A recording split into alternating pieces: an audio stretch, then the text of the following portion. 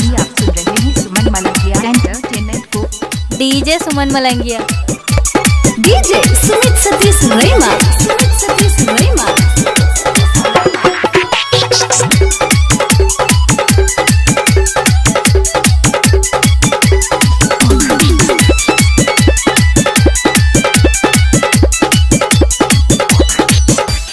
Chow mein चाट खिलाई देबो बिकाई जे ठेला में। चाउमीन चाट खिलाई देबो बिकाई जे ठेला में। राखी कीन देबो के जान तोरा भाई ला मेला में। राखी कीन देबो के जान तोरा भाई ला मेला में।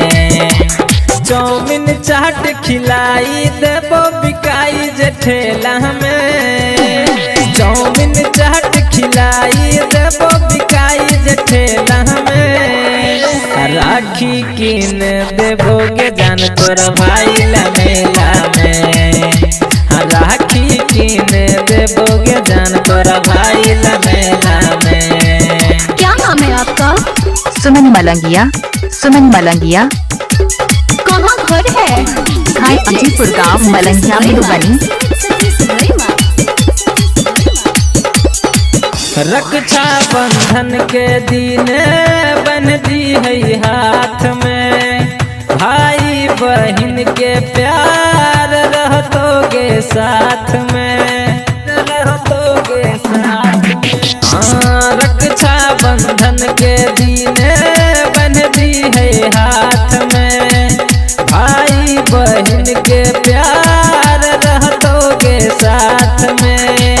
भाई बहन के प्यार रहतोगे साथ में। 12 जाए तै चलना सर्कस के खेला में। 12 जाए तै चलना सर्कस के खेला में।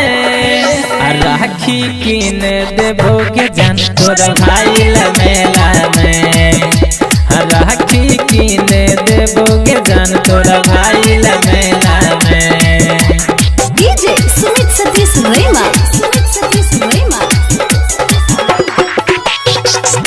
क्या नाम है आपका? डीजे सुमन, डीजे सुमन। कहाँ घर है? हाय अजीपुर गांव मलंगिया मधुबनी।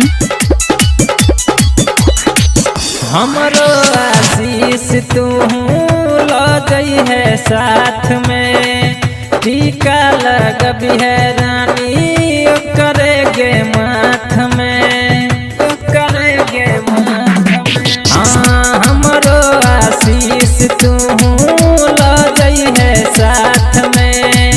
टीका लगबी है रानी करेगे माथ में।